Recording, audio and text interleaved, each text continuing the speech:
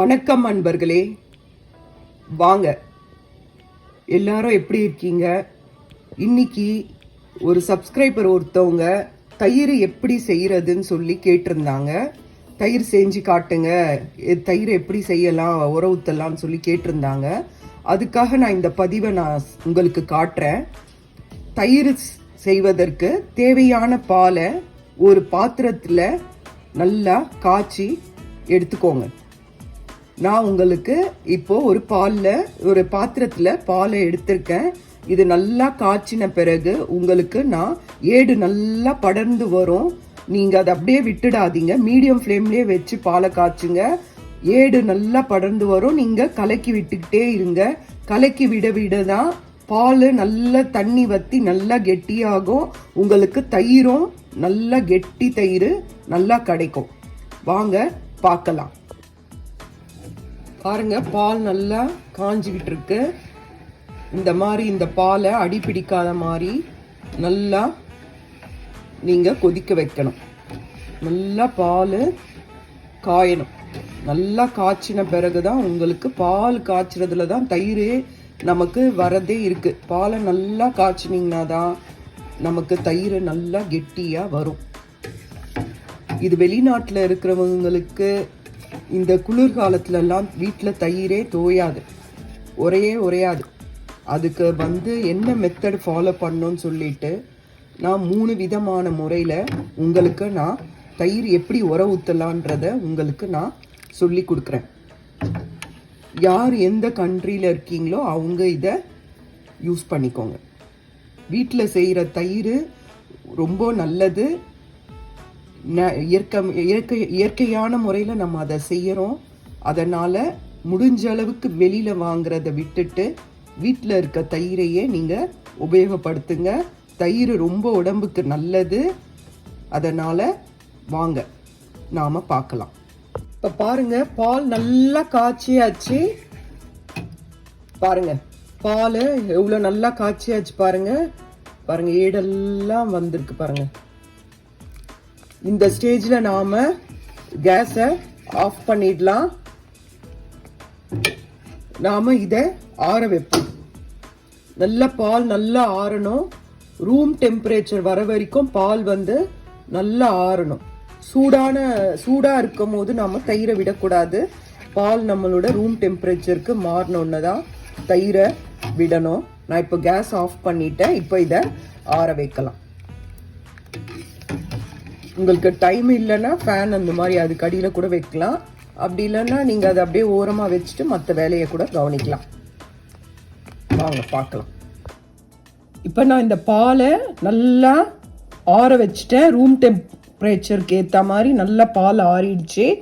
நான் இந்த பாலில் இப்போ நான் தயிரை மிக்ஸ் பண்ண போகிறேன். நான் 3 லிட்டர் பால் எடுத்திருக்கேன். அதுக்கு நான் 1/2 லிட்டர் அளவுக்கான தயிரை நல்லா தயிர் கடையிற மத்தால அந்த தயிரை நல்லா கடைஞ்சி அதுக்கு பிறகு இந்த பாலில் அந்த தயிரை மிக்ஸ் பண்ணுவேன். நான் இவ்வளோ எடுத்திருக்கேன்ட்டு யோசிக்காதீங்க. இப்போ வெயில் டைம் இருக்கிறனால நாங்கள் காலையிலையும் நைட்லேயும் மோர் சாப்பிடுவோம். அதனால் எங்கள் வீட்டில் அதிக அளவுக்கு தயிர் செலவாகும். அதனால தான் நான் இந்த தயிரை இந்த அளவுக்கு எடுத்திருக்கேன். இந்த தயிரையே உங்களுக்கு நான் 3 மெத்தடில் எப்படி செய்யணும்னு உங்களுக்கு சொல்கிறேன். ஒன்று, சாதாரணமாக வெயில் காலத்தில் நாம் வெளியில் வச்சு தயிர் உரைய விட்டு தயிர் உரைக்க வைக்கிறது, தயிராக துவைக்கிறது. இன்னொன்று, இந்த வெளிநாட்டில் இருக்கவங்களுக்கெல்லாம் குளிர்காலத்தில் தயிர் உரையாது. அந்த மாதிரி டைமில் நாம் என்ன பண்ணுவோம்னா, ஒன்று ஓவனில் வைப்போம், இல்லைன்னா மைக்ரோவனில் வைப்போம், இல்லைன்னா இன்ஸ்டன்ட் பாட்டுன்னு இருக்குது. அந்த பாட்டில் யோகட்டுன்ற ஆப்ஷன் இருக்குது. அந்த ஆப்ஷனில் அதை நாங்கள் பாலை காய்ச்சி தயிர் மிக்ஸ் பண்ணி வச்சோன்னா தயிராக ரெடி ஆகிடும். இப்போ நான் உங்களுக்கு அந்த மெத்தடில் உங்களுக்கு அது எப்படி செய்யணுன்றதை காட்டுறேன். இப்போ நான் இந்த 3 லிட்டர் பாலில் நான் என்ன பண்ண போகிறேன்னா 1/2 லிட்டர் அளவுக்கான தயிரை கலக்க போகிறேன். பாருங்க, இதுதான் நான் இந்த தயிர் கடையிற மத்தால இதை நல்லா கடைஞ்சி வச்சிருக்கேன். அப்பதான் அந்த பால் அந்த தயிரை விடும்போது அது எல்லா இடத்துலையும் நல்லா அப்படியே பரவும். கெட்டியாலாம் இல்லாமல் அங்கங்கே கெட்டித்தன்மை இல்லாமல் நல்லா இருக்கும். அதனால் நான் அந்த தயிர் கடையிற மத்தில் கடைஞ்சி வச்சுருக்கேன். இந்த தயிரை நான் அந்த பாலில் விட்டு நல்லா மிக்ஸ் பண்ண போகிறேன். இப்போ நான் தயிரை இந்த பாலில் விட்டு நல்லா கலக்கி விடுவேன். நல்லா நீங்கள் அடித்து கலக்குனாதான் இது நல்லா மிக்ஸ் ஆகும்.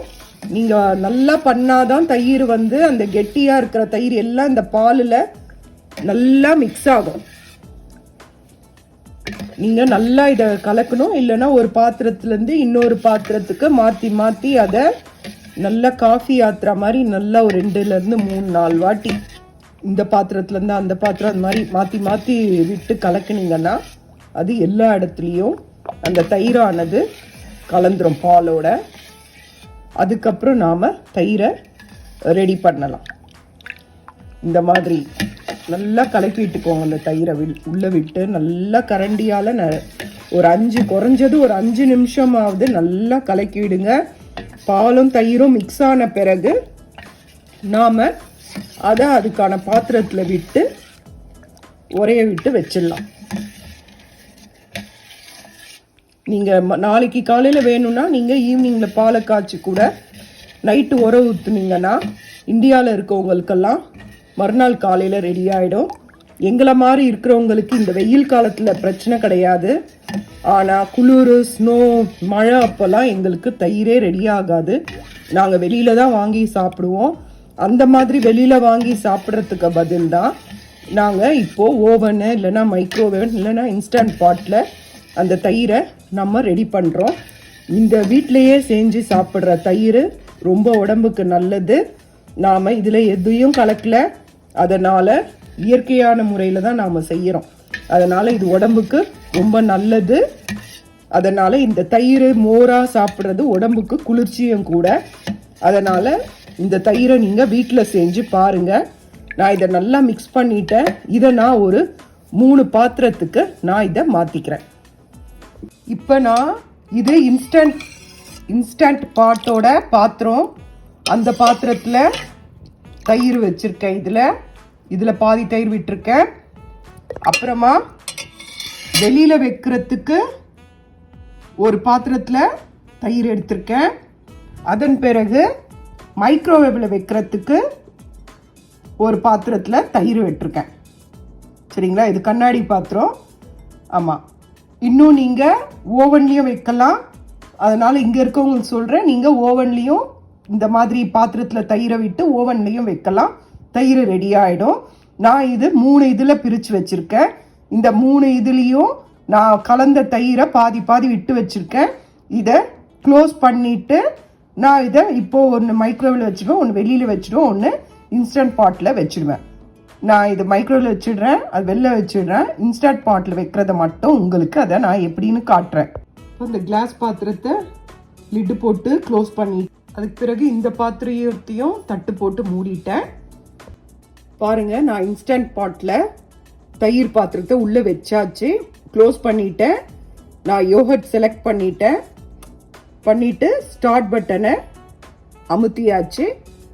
இந்த தயிர் ரெடி ஆகிறதுக்கு 9 hours ஆகும். 9 hours ஆனோன்னா அதுவே பீப் சவுண்டு கொடுக்கும்.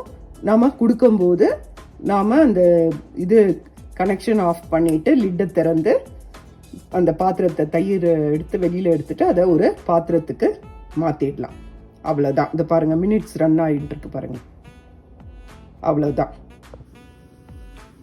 இதுதான் இன்ஸ்டன்ட் பாட்டில் வச்ச தயிர். பாருங்கள் நல்லா எப்படி கெட்டியாக இருக்குன்னு பாருங்கள். இந்த மாதிரி தான் இதில் தயிரை உர ஊற்றணும். இது வெளியில் வச்சு உர ஊற்றின தயிர். ஆக்சுவலாக இங்கே வெயிலுனால இது உறைஞ்சிடுச்சு. இல்லைன்னா வந்து எங்கள் இந்த கண்ட்ரிலலாம் தயிர் வந்து உரையாது. இப்போ வெளியில் வெயில் இருக்கறனால தயிர் வந்து ரெடியாக இருக்குது. இது மைக்ரோவேவில் வச்ச தயிர் இந்த மாதிரி தான் தயிரை ரெடி பண்ணணும். உங்களுக்கு நான் 3 விதமாக தயிர் எப்படி ரெடி பண்ணுறதுன்னு காட்டினேன். இந்த மைக்ரோ ஓவனில் எப்படி வைக்கிறோமோ அதே மாதிரி தான் ஓவன்லேயும் வைக்கணும். இதே மாதிரி தான். இது பாருங்கள், இவ்வளோ நல்லா கட்டியாக வந்திருக்கு பாருங்கள். இந்த மாதிரி தான் தயிர் ஊற ஊற்றணும். இப்படி தான் ரெடி பண்ணணும். செஞ்சு பாருங்கள். செஞ்சு பார்த்துட்டு எப்படி வந்ததுன்னு சொல்லுங்கள்.